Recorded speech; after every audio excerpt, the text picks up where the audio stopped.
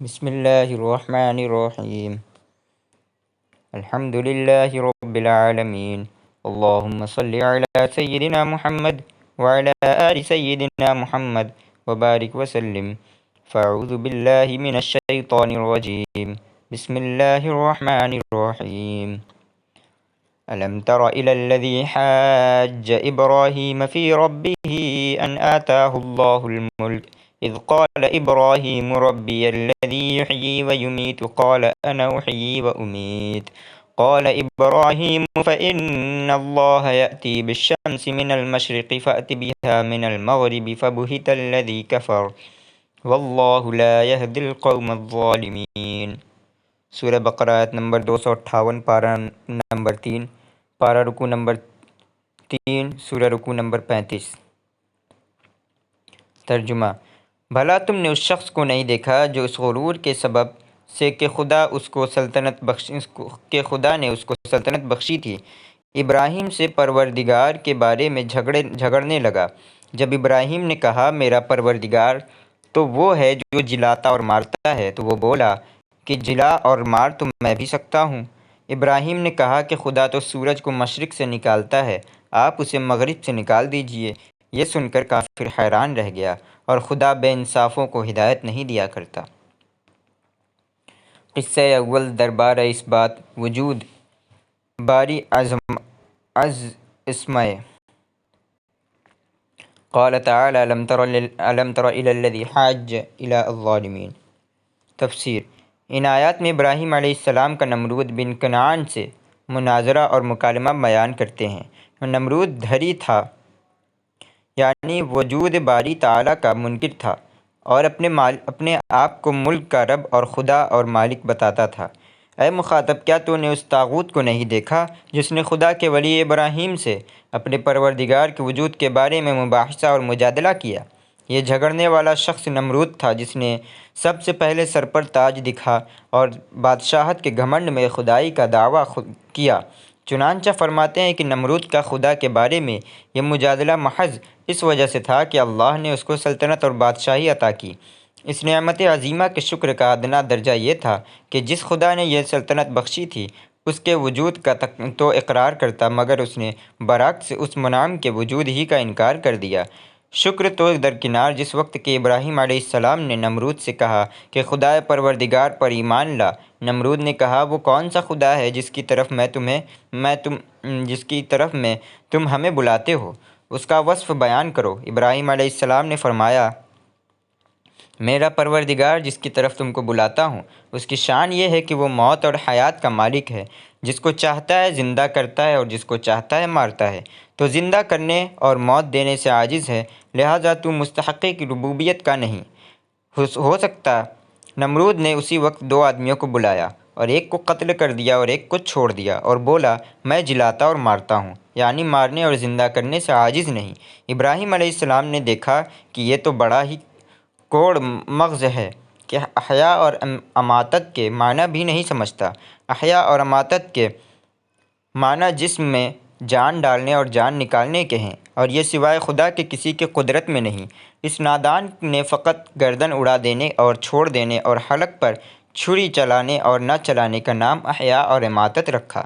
ابراہیم علیہ السلام نے کہا کہ تو احیا اور اماتت یعنی جس میں جان ڈالنے اور نکالنے پر تو کیا قادر ہے؟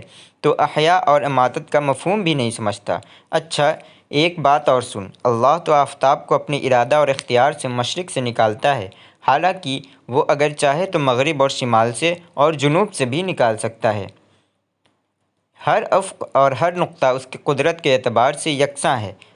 حضرات مشرق، مغرب، شمال اور جنوب، یہ مشرق یعنی کہ پورب، مغرب یعنی پچھم، شمال یعنی اتر، جنوب یعنی دکن۔ ہر افق اور ہر نقطہ اس کی قدرت کے اعتبار سے یکساں ہے۔ بس اگر تجھ کو دعویٰ ربوبیت ہے تو آفتاب کو مغرب سے نکال کر دکھا تاکہ تیری قوت اور قدرت کا اندازہ ہو۔ تو احیا اور اماتت مارنے اور جلانے پر تو کیا قادر ہوتا؟ تیری عجز اور درماندگی کا تو یہ عالم ہے کہ تو ایک جسم کی حرکت کے تغیر پر بھی قادر نہیں، حالانکہ حرکت حیات کا ایک نہایت معمولی سا اثر ہے، پس جو شخص ایک جسم کی حرکت میں تغیر کرنے سے عاجز ہوگا وہ احیا اور اماتت سے بدرجہ اولیٰ عاجز ہوگا۔ پس جو خدا کا منکر اس روشن اور نورانی دلیل کو سن کر حیران اور بھونچکا رہ گیا اور کسی قسم کی کوئی تعویل اور تلبیس بھی نہ کر سکا، وہ ایسا مدہوش ہوا کہ کچھ بھی نہ بول سکا۔ مطلب یہ کہ نمرود حضرت ابراہیم علیہ السلام کی اس روشن دلیل کو سن کر ہکا بکا رہ گیا اور بطور معارضہ یہ نہ کہہ سکا کہ اگر تیرا معبود ایسا زبردست ہے تو اس سے کہو کہ وہ آفتاب کو کسی دن بجائے مشرق کے مغرب سے نکال دے، اس لیے کہ اس نے خوب سمجھ لیا کہ اگر ابراہیم علیہ السلام نے اپنے خدا سے یہ دعا مانگی کہ اے خدا اس آفتاب کو بجائے مشرق سے مغرب سے نکال دیجیے تو یقیناً ایسا ہی ہوگا۔ ابراہیم علیہ السلام کا خدا سے جس طرح آگ کو برد اور سلام بنا سکتا ہے، اسی طرح ابراہیم علیہ السلام کا خدا سورج کو بجائے مشرق کے مغرب سے بھی نکال سکتا ہے۔ لیکن نمرود باوجود اس نورانی اور روشن دلیل کے کفر کی ظلمت اور تاریکی سے نہ نکلا، اس لیے اپنے عناد پر قائم رہا اور ایمان نہ لایا، اور اللہ تعالیٰ بے انصافوں کو گمراہی کی ظلمتوں سے نکال کر نور ہدایت کی طرف نہیں لے جاتے۔ معاند کرتے ہی معجزات اور نشانات دیکھے وہ ظلمت سے نور ہدایت کی طرف نہیں آتا۔ چنانچہ نمرود کا جو انجام ہوا وہ سب کو معلوم ہے۔ پشا کارش کفایت ساختہ۔ فائدہ: بعض علماء کہتے ہیں کہ یہ قصہ ابراہیم علیہ السلام کو آگ میں ڈالنے کے بعد کا ہے، اور بعض کہتے ہیں کہ بتوں کے توڑنے کے بعد کا ہے۔ شاہ عبد القادر جیلانی رحمۃ اللہ علیہ صاحب لکھتے ہیں کہ ایک بادشاہ تھا، وہ اپنے تئیں سجدہ کرواتا تھا۔ سلطنت کے غرور ہے حضرت ابراہیم علیہ السلام نے اس کو سجدہ نہ کیا۔ اس نے پوچھا تو انہوں نے کہا میں اپنے رب ہی کو سجدہ کرتا ہوں۔ اس نے کہا رب تو میں ہوں۔ انہوں نے کہا میں رب حاکم کو نہیں مانتا، رب حاکم کو نہیں کہتا، رب وہ ہے جو جلاتا ہے اور مارتا ہے۔ اس نے 2 قیدی بلائے، جس کو جلانا چاہتا تھا جس کو جلانا پہنچتا تھا مار ڈالا، اور جس کو مار ڈالنا چاہتا تھا اس کو مار ڈالا، اس کو چھوڑ دیا۔ یعنی 2 قیدیوں کو بلایا، ایک کو مار ڈالا اور ایک کو چھوڑ دیا۔ انہوں نے آفتاب کی دلیل سے اس کو لاجواب کر دیا، اور حضرت ابراہیم علیہ السلام کی تقریر سن کر بے اختیار نمرود کے دل میں یہ بات آ گئی کہ خدا ضرور ہے، اور آفتاب کا مشرق سے نکالنا اس کا فعل ہے، اور وہ خدا مغرب سے بھی نکال سکتا ہے، اور یہ بھی سمجھ گیا کہ یہ شخص اسی خدا کا پیغمبر ہے اور اس کے کہنے سے ضرور ایسا ہی ہوگا، اور اگر ایسا ہو گیا تو عالم میں انقلاب برپا ہو جائے گا اور ساری دنیا اسی کے راہ پر ہو لے گی، اور میرے ہاتھ سے سلطنت جاتی رہے گی۔ أو كالذي مر على قرية وهي خاوية على عروشها قال أنى يحيي هذه الله بعد موتها فأماته الله 100 عام ثم بعثه قال كم لبثت؟ قال لبثت يوما أو بعض يوم قال بل لبثت 100 عام فانظر إلى طعامك وشرابك لم يتسنه وانظر إلى حمارك ولنجعلك آية للناس وانظر إلى العظام كيف ننشزها ثم نكسوها لحما فلما تبين له قال أعلم أن الله على كل شيء قدير۔ صدق اللہ العظیم۔ سورہ بقرہ آیت نمبر 259، پارہ نمبر 3، پارہ رکوع نمبر 3، سورہ رکوع نمبر 35۔ ترجمہ: یا اسی طرح اس شخص کو نہیں دیکھا جسے ایک گاؤں میں جو اپنی چھتوں پر گرا پڑا تھا اتفاق سے گزر ہوا۔ اس نے کہا کہ خدا اس کے باشندوں کو مرنے کے بعد کیوں کر زندہ کرے گا؟ تو خدا نے اس کی روح قبض کر لی اور 100 برس تک اس کو مردہ رکھا، پھر اس کو جلا اٹھایا اور پوچھا کہ تم کتنا عرصہ مرے رہے ہو؟ اس نے جواب دیا کہ 1 دن یا اس سے بھی کم۔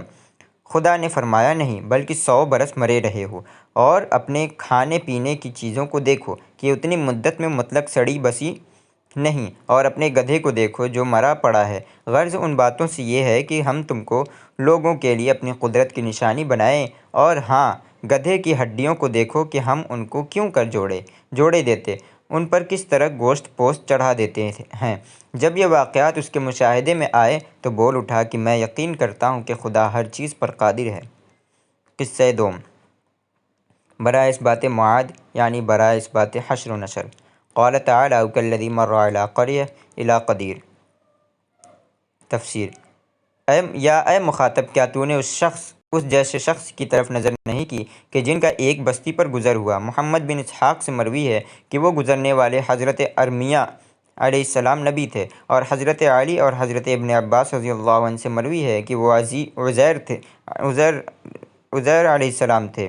اور مجاہد سے منقول ہے رضی اللہ عنہ سے منقول ہے کہ نمروش کے ساتھ ذکر کرنے سے مفہوم ہوتا ہے کہ وہ گزرنے والا شخص کافر تھا جس کو بعثت میں شک اور تردد تھا، لیکن یہ صحیح نہیں، اس لیے کہ کافر ایسی عزت اور کرامت کا مستحق نہیں جس کا آیت میں ذکر ہے۔ اور قریہ سے بیت المقدس مراد ہے، جس کو بخت نصر نے ویران اور برباد کر دیا اور بنی اسرائیل کو قتل کیا اور بہت سوں کو قید کر کے لے گیا، ان میں حضرت عزیر بھی تھے۔ حضرت عزیر جب قید سے چھوٹ آئے اور اس ویران بستی پر گزر ہوا جس کے تمام آدمی مرے پڑے ہیں اور عمارت بھی سب گری ہوئی ہے، اور اس وقت وہ بستی ایسی حالت میں تھی کہ وہ اپنے چھتوں پر گری ہوئی پڑی تھی، یعنی اس کی چھتیں گر کر پھر ان پر دیواریں گر گئی تھیں۔ اس ویرانی کو دیکھ کر بطور حسرت اور تعجب یہ کہا کہ اللہ تعالیٰ اس بستی کو میرے پیچھے کس طرح زندہ کرے گا۔ مقصود اس کہنے سے بستی کا دوبارہ زندہ اور آباد ہونے کی طلب اور تمنا تھی، مگر چونکہ عادتاً ایسا ہونا بعید تھا، اس لیے یہ خیال گزرا کہ کیا میری یہ دعا قبول ہوگی؟ معاذ اللہ، خدا کی قدرت میں کوئی شبہ اور تردد نہ تھا، بعض کا یقین کامل تھا، لیکن تمنا یہ تھی کہ کاش میں بھی اس کا نمونہ دیکھ لوں۔ پس اللہ نے اسی جگہ ان کی روح قبض کر کے ان کو 100 برس تک مردہ رکھا، اور اس عرصے میں بخت نصر بھی مر گیا، اور بنی اسرائیل کو اس کے ظلم و ستم سے رہائی ملی، اور شہر بیت المقدس از سر نو آباد ہو گیا۔ اس کے بعد اللہ نے ان کو زندہ کیا، چنانچہ فرماتے ہیں، اور پھر 100 برس کے بعد ان کو دوبارہ زندہ کر کے اٹھایا، تاکہ واضح ہو جائے کہ جو خدا 100 برس کے بعد مردہ کو زندہ کر سکتا ہے وہ 100,000 برس کے بعد مردہ کو بھی زندہ کر سکتا ہے۔